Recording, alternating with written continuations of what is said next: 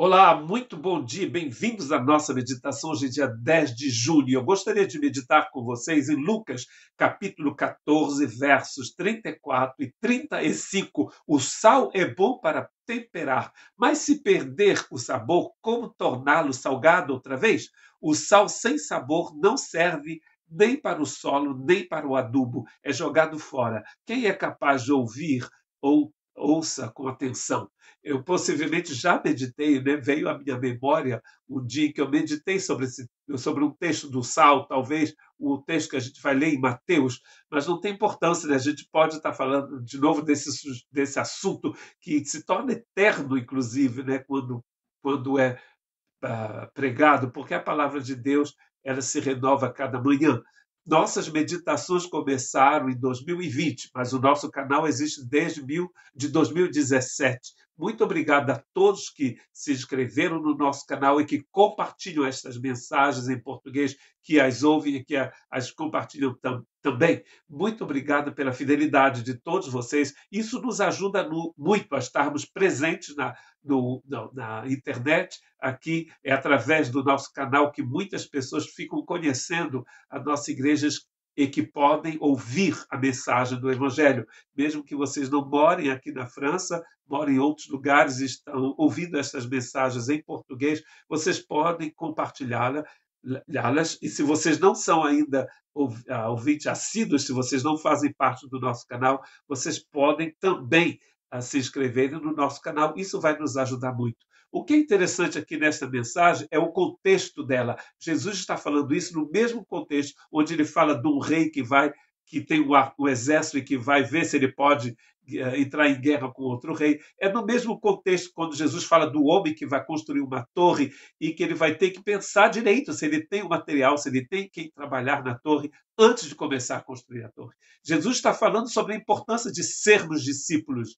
E neste contexto ele está falando do sal. Olha o que ele diz em Mateus 5,13: vocês são o sal da terra, mas se o sal perder o sabor, para que servirá? É possível torná-lo salgado outra vez? Não. Será jogado fora e pisado pelos que passam, pois já não serve para nada.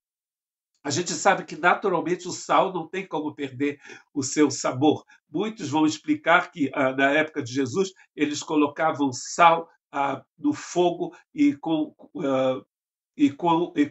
a temperatura, o sal, aquele mineral perdia as suas qualidades de sal e não tinha mais o mesmo sabor. Nós não temos aqui uma explicação simples para saber por que Jesus está falando isso. Né? O que a gente entende é que se você tiver algo que parece com sal, mas que não tem sabor, que não tem o sabor do sal, não tem as qualidades químicas que faz com que esse mineral se chame sal, você não tem como dar o sabor de novo àquela coisa que perdeu o seu sabor. Ele está comparando os seus discípulos ao sal. E a gente sabe que o sal serve para dar sabor, mas também para preservar os alimentos, principalmente na época de Jesus, quando eles não tinham congelador nem geladeira.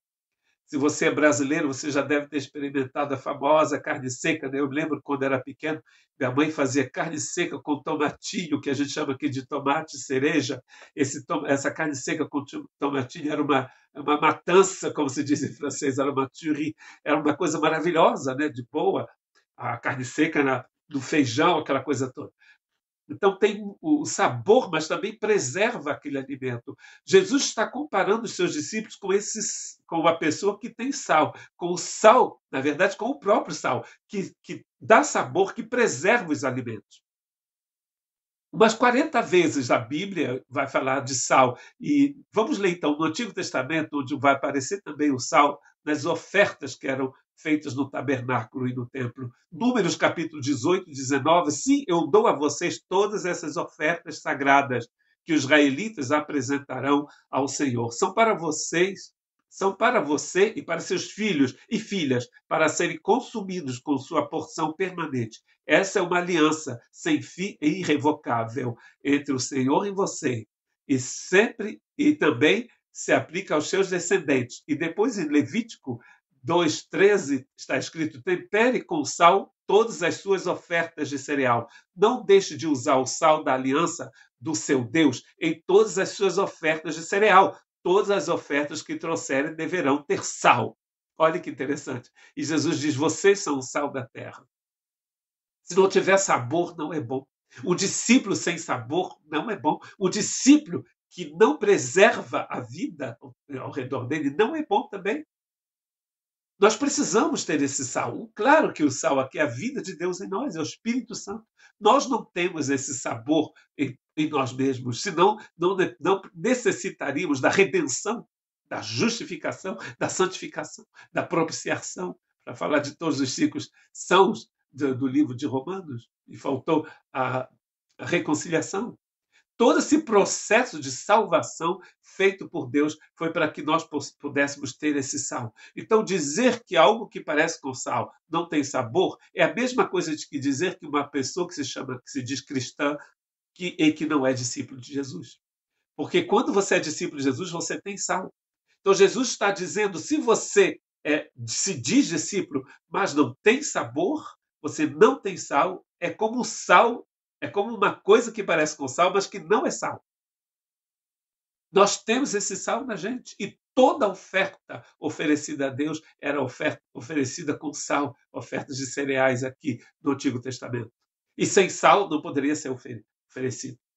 Porque o sal aqui era a aliança do povo com Deus. O sal que Deus colocou em nós é a aliança que Deus fez com a gente. Então, seja realmente cheio desse sal divino. Seja esse sal, na verdade, nesse mundo e na vida da sua igreja. Senão, não serve para nada.